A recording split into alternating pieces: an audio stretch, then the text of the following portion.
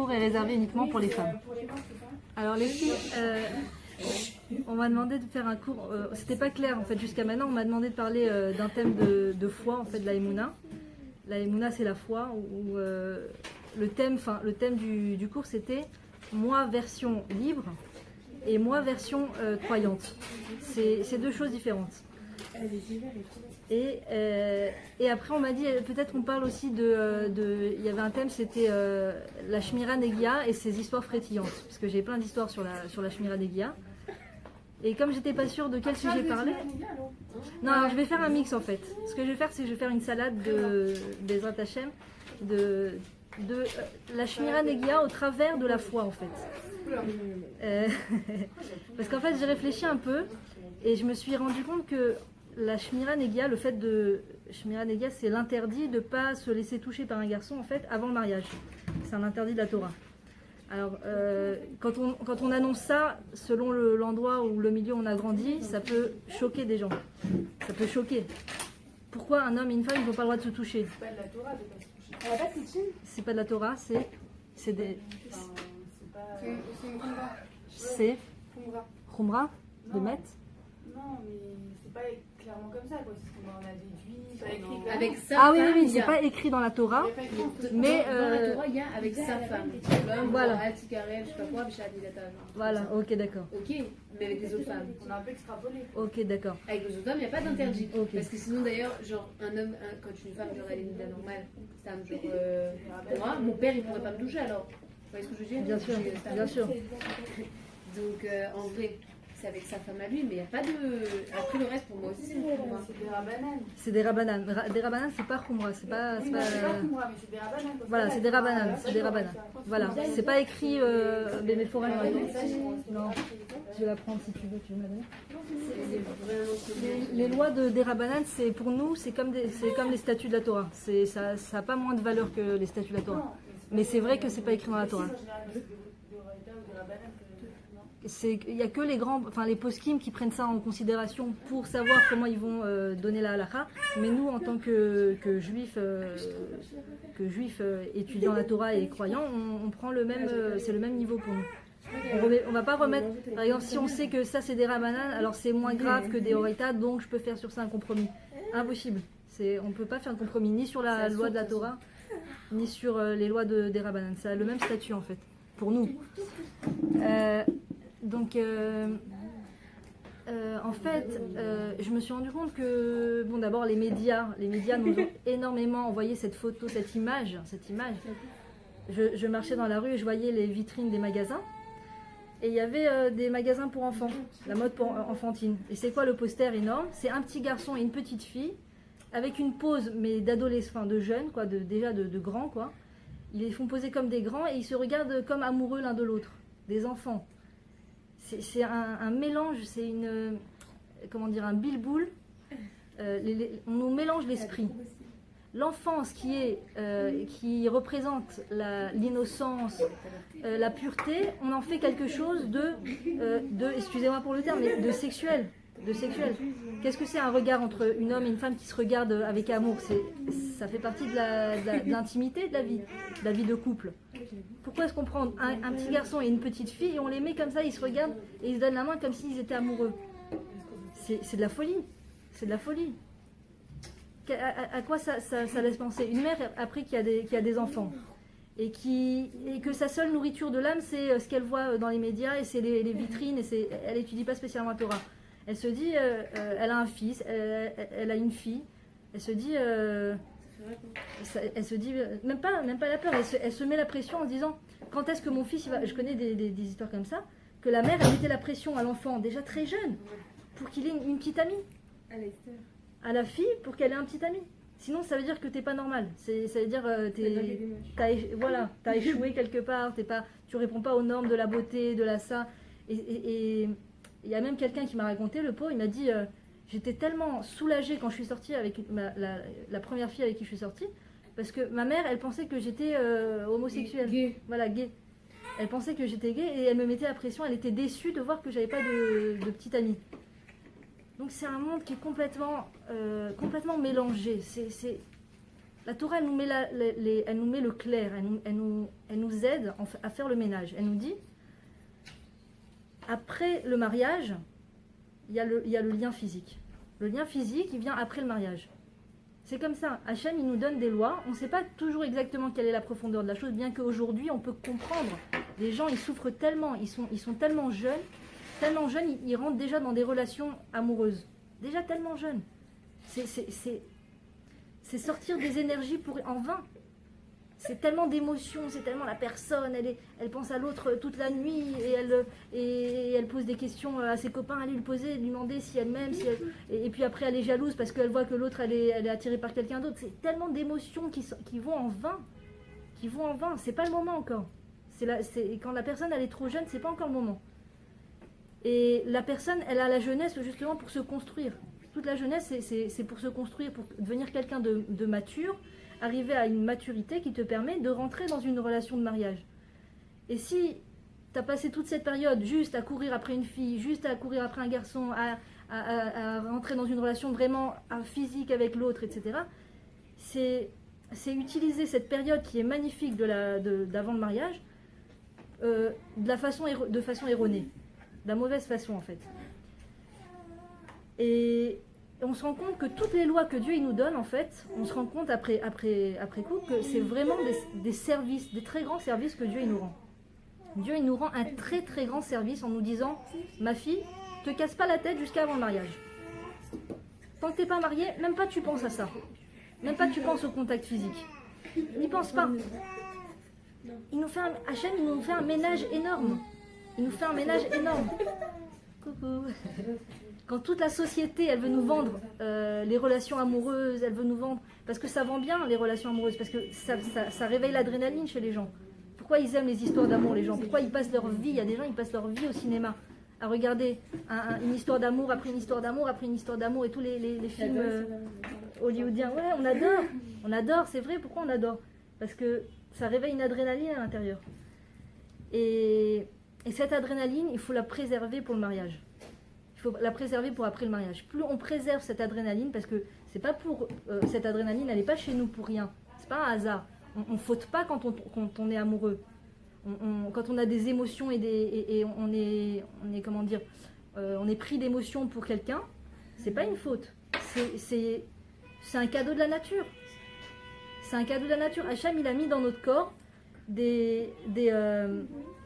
un produit chimique qui s'appelle, je ne sais pas comment, la phytoxine ou un truc comme ça, l'adrénaline, qui fait qu'on va être épris d'amour pour l'autre. Parce que, qu'est-ce que c'est le mariage finalement? Qu'est-ce que c'est aimer? Aimer, dans le mariage, c'est apprendre à connaître l'autre. On ne peut pas réellement dire de quelqu'un qu'on l'aime si on ne le connaît pas vraiment. Si on te dit, bien sûr, vas-y. Si on te dit, pourquoi tu aimes cet homme? Pourquoi tu aimes cette personne? Parce qu'elle est belle. Parce qu'il est super beau. Voilà, c'est un canon, il est magnifique, je suis amoureuse de lui. Ça suffit pas. Ça suffit pas. Dans ce cas-là, on se marie pas. Alors, voilà. Voilà, c'est ça. C'est-à-dire que pour aider au mariage, c'est un cadeau fantastique. Parce que tu connais pas encore la personne. Comment tu peux te marier avec une personne de qui tu connais rien du tout? Alors, au moins, il y a le côté extérieur, il y a le physique, il y a la jeunesse. Mais après, quand on découvre l'intérieur, soit ça nous convient, soit on peut découvrir quelque chose de moche. Alors, après ça, c'est le travail du couple. Déjà, il faut se dire qu'à partir du moment où un homme et une femme ils passent sous la roupa, s'il y a eu le tampon de la roupa, s'il y a eu les deux témoins et le Rav qui les a mariés, et il y a eu la bague, etc., c'est que Hachem, il a dit kasher. Hachem, il a dit, je suis d'accord pour le mariage. Je veux que ces jeunes, ils se marient. Ça veut dire qu'après, quoi que tu vas découvrir chez ton mari, à part des cas très graves, à part des cas de violence conjugale, chez l'homme, ou de maladie mentale, etc., alors allez-nous, mais la plupart des cas, la personne, elle est en bonne santé. Tout ce qu'on va découvrir, même si ça nous dérange, c'est la volonté divine. Mais ça peut ne pas nous convenir. Ça peut ne pas nous convenir et c'est le but. C'est le but. Parce que sinon, si c'était trop facile, il n'y aurait pas de travail dans le couple. Pourquoi Hachem, il veut qu'on se marie? Pour qu'on puisse produire cet effort extraordinaire qui est d'aimer l'autre et de tolérer l'autre, même s'il est complètement différent de moi. Et ça va me permettre de devenir quelqu'un de plus grande. Ça va me permettre d'être quelqu'un de tolérante. Je pense que ça a ses limites quand même. Ça a ses limites, bien sûr. Si. C'est pour se gâcher la vie, toute sa vie, se forcer à quelqu'un Alors ça dépend, c'est très bien ce que tu viens de dire. Il faut choisir dans ce que tu as dit ce qui est bon et ce qui n'est pas bon. Si c'est un cas où on présente le cas à un rave et que le rave il dit il n'y a rien à faire, donc il y a la mitzvah de se divorcer, de divorcer. Il y a une mitzvah de divorcer. Mais par exemple, je sais que j'ai un oncle qui a fait un shidour. Il a dit depuis 30 ans, on ne s'entend pas. On n'arrive pas, on ne s'entend pas. D'accord. Il y a plein de gens qui font pas de shidour et qui s'entendent pas aussi. Oui, d'accord, mais si on connaît un peu plus la personne, ça diminue quand même un peu. Ah, d'accord, ok. Alors génial, je suis trop contente de ta question. Justement, c'est de ça que je veux parler.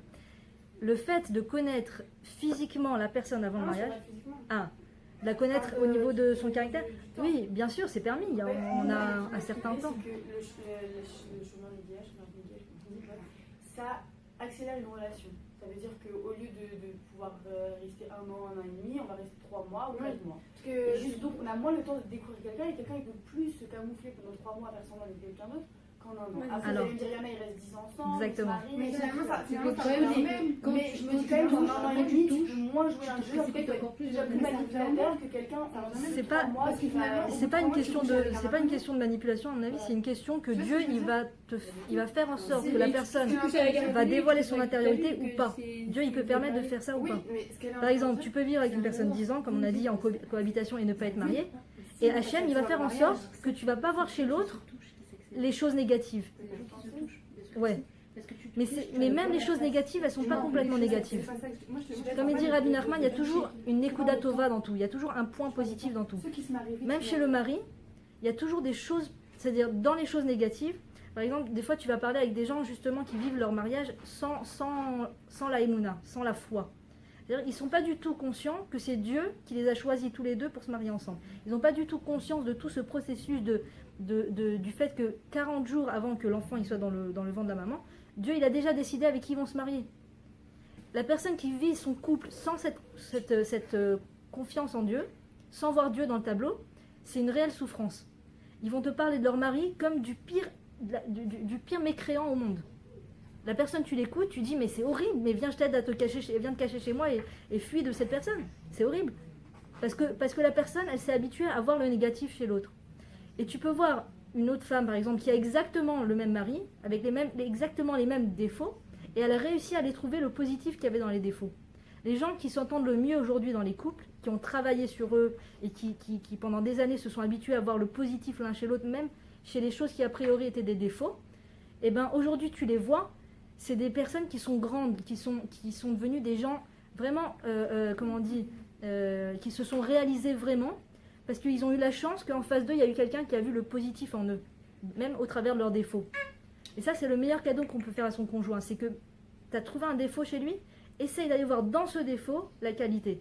Moi, par exemple, un jour, on a passé un Shabbat en Israël où on apprend, le thème, c'est le couple. Tout le Shabbat, il y a des rabbins qui viennent, qui sont experts en couple. Et c'est des cours après cours, et tu apprends comment parler avec un homme, qu'est-ce que c'est un homme, qu'est-ce que c'est une femme. C'est magnifique, ça renforce énormément les liens. Et j'ai entendu une femme qui a posé la question à une des rabbinites là-bas, qui lui a dit rabbinite, voilà, j'aime beaucoup mon mari et tout, mais il parle avec un ton très dur. Je suis désolée, mais moi ça me casse. Voilà, on a fait tout le chemin pour venir à ce Shabbat. J'étais hyper contente de venir, hyper contente qu'il ait accepté qu'on vienne, mais tout le voyage, dès qu'il y avait un feu rouge, il lançait des noms d'oiseaux. Dès que la voiture d'en face, elle avançait pas suffisamment vite, il criait. À un moment, il a crié sur moi parce que je lui ai demandé de descendre pour aller aux toilettes. Il a crié sur moi. Il m'a dit, on n'a pas le temps de s'arrêter pour aller aux toilettes. Moi, ça me casse le moral. Ça me casse la morale, son côté dur comme ça. Et la rabbinite, elle lui a dit en 2 mots. C'est pas genre le monde des bisounours. C'est pas que la rabbinite, elle vient du monde des bisounours où elle voit pas le mal et elle voit que du bien. Et elle est vraiment, c'est-à-dire il faut travailler sur soi pendant des années pour arriver aussi rapidement et instantanément à trouver un truc positif chez la personne. Elle lui a dit comme ça, elle lui a dit regarde, le côté dur de chez ton mari, c'est celui qui sauve ta maison. C'est celui qui fait que si demain maintenant, il y a des gens de l'extérieur qui sont pas forcément des gens bien, qui viennent, qui veulent rentrer chez vous dans votre maison pour vous bouffer la maison, pour vous casser votre couple, il va pas les laisser entrer. il est dur, ce côté dur, ça va sauver votre maison. Elle dit, moi, je connais des maisons qui se sont écroulées parce que le mari, il n'avait pas su mettre des barrières. Exactement. Au quotidien, c'est Ouais, comme ça toute la journée, tous les jours. Oui, c'est ça, exactement. C'est ça le but en fait du mariage. C'est comme quand par exemple une personne elle s'inscrit à la salle de sport. Si elle va une fois à la salle de sport, c'est vraiment très très dur parce que quand t'as pas l'habitude de faire des efforts physiques, c'est super dur de commencer à courir sur un tapis, commencer à lever des poids, c'est hyper dur. T'as qu'une envie, c'est de t'asseoir devant le grand écran et de te commander une barre de chocolat et de manger. Mais quand tu fais le premier jour, tu fais un effort, c'est dur. Après, tu peux te dire, je vais pas souffrir tous les jours. Je vais pas tous les jours aller à la salle de sport. Alors après, on te dit, ça dépend de toi. Qu'est-ce que tu veux comme résultat? Tu veux être en bonne santé? Tu veux aller développer tes muscles? Tu veux? Ah oui, je veux. Alors il faut continuer d'aller à la salle de sport. Le mariage, c'est la salle de sport de l'être intérieur, de l'intériorité. Si tu te maries, Dieu, il sait exactement avec qui il nous met. Il sait exactement avec qui il nous met. Et si on arrive à faire ce travail tous les jours, mais c'est super dur parce que quand c'est dans un moment où t'as pas envie que le mari réagisse comme ça, t'as pas envie, t'as juste envie qu'il vienne, qu'il t'offre des roses pour ton anniversaire, qu'il te dit oh ma chérie comme tu cuisines bien, il va faire tout le contraire. Tout ce que t'as vu dans les films, c'est pour ça que les films c'est une plaie. C'est une plaie. C'est un idéal. Exactement, il te montre un idéal qui n'existe même pas. C'est-à-dire que c'est même pas un idéal, c'est même pas l'idéal. Si tu regardes les mêmes films, peut-être. Non, c'est pire encore. On est les deux dans la mouise. Mais bon, après le mariage, c'est fini. Ça existe. Ça va avant le mariage. C'est un bon plat quand même.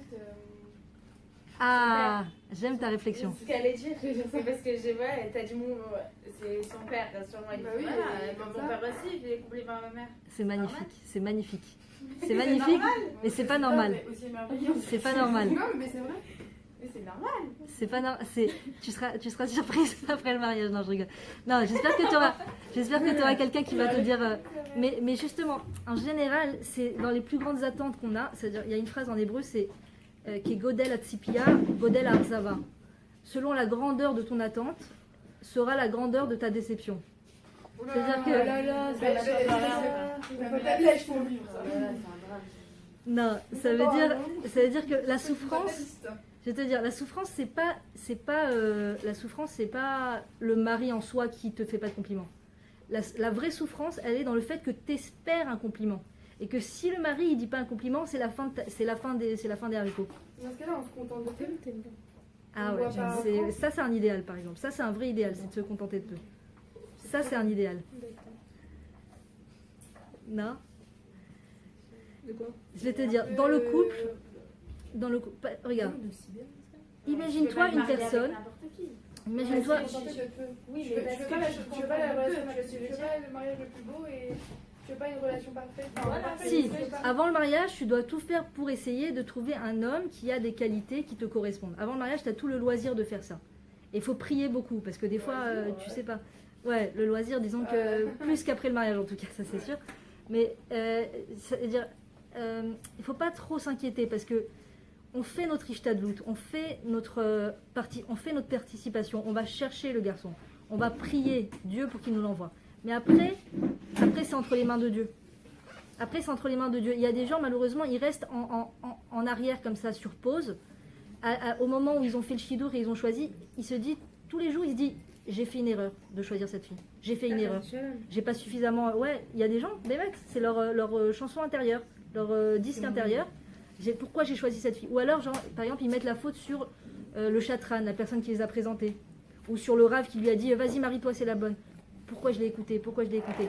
Il y a un moment, il faut se dire, ok, on est mariés, c'est la volonté divine. C'est la volonté divine, il n'y a pas d'erreur. Il n'y a pas d'erreur. J'ai l'impression que d'un autre côté, le mariage, limite, c'est un truc banal, genre.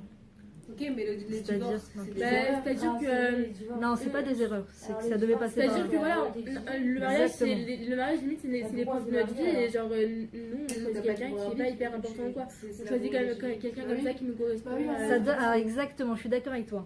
C'est exactement le sentiment que ça donne. C'est la volonté divine. Alors ça, je vais revenir juste après. Si c'est la volonté divine, ça veut dire que c'est pas nous qui choisissons de divorcer. Moi, ça Ah, m'angoisserait. ça, hein. ça, Je suis c'est- dans la ça, tête, c'est- avec des choix ça, c'est dedans, grand là. pour moi. J'ai Moi, pas de... si je suis un judo, je me dirais, mais c'est peut-être sérieux, la problématique basée, genre. Voilà, c'est exactement. bien. Comment tu Ouais, t'appelles Noah. Alors Noah, elle a dit quelque chose de très intéressant. T'as dit quoi, Noah? Tu peux répéter? Le fait que j'ai dit, je vais essayer de traduire, dis-moi si c'est ça. Le fait que j'ai dit que au final il faut se contenter de peu quelque part et qu'il faut, mais pas avant le mariage. Non, pas avant le mariage, après le mariage. Imagine une personne après le mariage. Non, je comprends ce que tu veux dire. Imagine une personne après le mariage que toute sa vie, elle espère énormément de son mari qui lui donne. Et une autre qui se lève avec aucune espérance.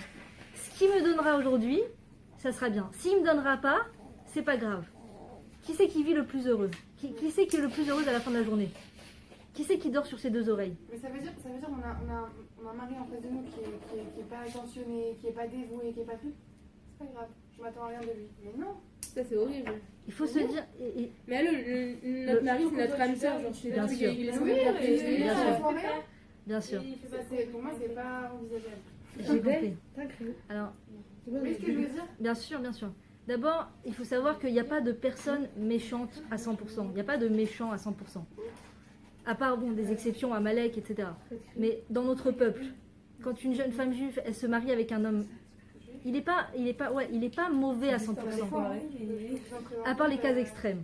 Moi, je te parle des cas généraux, c'est-à-dire le plus grand pourcentage. En général, les hommes, ils ont des qualités, mais comme c'est pas la qualité qu'on espérait, donc on ne voit même plus les autres qualités. Par exemple, j'espérais un bouquet de fleurs en me réveillant le matin parce que c'est nos 30 ans de mariage, et je l'ai pas eu. Tout d'un coup, c'est légitime. c'est légitime, mais il vaut mieux pour se rendre service à soi, pour sa qualité de vie. Ouais, pour sa qualité de vie à soi en tant que femme, pour vivre vraiment bien, pour être en harmonie avec soi-même. Et ne pas être toujours dans une déception. Tu sais ce que c'est? Vivre dans une déception une journée entière, ça passe.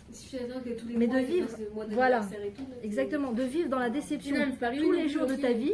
Imagine la tête que tu as à l'âge de 70 ans. Imagine la tête que tu arrives à 90 ans. Tu as été déçu tous les jours tu as été déçu parce que là, il m'a pas donné. Là, il m'a pas donné exactement ce que je voulais. Là, il m'a pas donné. Imagine la tête, ça. Déçu de la vie. Il y a des gens comme ça, ils vont, on dirait ils sont déçus de tout. Ils n'ont pas réussi à avoir la qualité dans la chose. Le mari, il fait des choses extraordinaires. Mais c'est pas toujours ce qu'on espère. C'est vrai que si on s'attend à rien, on ne peut pas être déçu. C'est juste un peu triste de partir Ça a comme l'air, quoi. ça a l'air Et triste. c'est vrai, vous avez raison. Ça a l'air Vous êtes triste. plus heureux si vous attendez rien. Ça a l'air triste. Imagine une personne, juste même avec les copines par exemple. Pas le mari. Imagine avec les copines, pas avec le mari. Une scène avec les copines. C'est bientôt l'anniversaire ton anniversaire, disons. Toi, pour chacune de tes copines, tu t'es dévouée, tu as acheté des cadeaux, tu leur as fait des surprises, etc. Et pour ton anniversaire, il se trouve que chacune de tes copines, elle avait un prétexte vraiment réel pour ni t'appeler, ni t'offrir un cadeau. Ça c'est hyper triste, ça fait grave la peine. Ça fait C'est comme hyper de la C'est comme peine. l'histoire que vous nous aviez racontée. C'est vous, il me semble, Ouais. que celui qui avait l'anniversaire. Oui, ça me dit quelque ouais. chose. Et que personne ne Ouais, le voilà, sait. En fait, tout le monde exactement. a- C'est légitime d'être déçu. Enfin, je sais pas. C'est quand légitime. tu Dans t'investis, ce cas-là, Tu oui. te donnes, tu t'investis et en retour, t'as Je rien. ne pas Tu dans te le donnes mariage, rien. que ce soit quotidien. Un anniversaire, c'est annuel. Tu peux pas demander que tous les jours. Mais non, c'est pas il va être, Il y a une différence tous les jours de recevoir Non, des mais il y a gens des gens tous qui les jours, ont non. besoin, il y a des gens qui vivent mal toute leur vie parce que leur mari ne leur montre pas d'affection dans la journée. Bah oui, mais il y a de l'affection, c'est pas de l'affection forcément. Voilà, exactement. voilà. Exactement. C'est pas forcément. Il y a on des le gens voit au qui quotidien. vivent mal le fait que leur Voilà. mari ne soit pas démonstratif, qu'il va pas leur acheter des Exactement. fleurs, que- Exactement. Non, mais non, parce qu'elle a parlé aussi des Exactement. compliments. Ouais, là, vous avez parlé Ça, de compliments, moi Aussi. Les Aussi. compliments, tu vois, qui disent tous les jours, ta loubia elle est bonne. Ça veut dire, Bah Bah oui. oui. loubia Et il y en a- Pas tous les jours, il y a T'aurais pu trouver un autre plat quand C'est même. bon, il faut savoir qu'il y a des êtres humains sur Terre. Je sais pas, c'est bon. Regardez les filles. Juste Il un faut sourire savoir. qui rentre avec- qui sourit. Ah oui, mais ça s'appelle pas un compliment. Toi, tu Alors. veux qu'il soit souriant, qu'il soit. Maintenant, il y a deux Ah, choses. je veux qu'il se- Il y a non, deux je veux choses. que ce soit un compliment. Il y a deux choses. Il y a les données de base. Je suis d'accord avec toi, moi aussi. Il y a les filles. Il y a les données de base de l'homme, comment il est. Et il y a après toute la communication qu'on va avoir. Maintenant, c'est pas interdit de communiquer dans le couple. C'est même très très important pour faire fonctionner son couple de communiquer dans le couple. C'est-à-dire que s'il y a quelque chose qui encore une fois et encore une fois et encore une fois nous déçoit ou nous dérange dans le couple, il faut en parler. Il faut en parler, c'est super important, ça fait partie de la construction du couple. Il faut parler avec l'homme. Par exemple, quand j'ai fait à manger, voilà, j'aurais espéré que tu me fasses un compliment et tout, c'est important. Pour moi. C'est très important de parler. Très important. Mais de rentrer dans un scénario de déception et de frustration vis-à-vis de l'autre, c'est néfaste pour soi d'abord. Et pour le mari qui est en face de lui, une femme, il ne sait pas exactement ce que... Le mari n'est pas un devin. Il ne sait pas ce que la femme, elle a dans la tête. Elle espère à ce moment-là. Il ne peut pas deviner. Ah non, c'est pire encore. C'est pire encore. Il saurait ce qu'il ne faut pas savoir. Il faut qu'il ait... Ouais, il faut...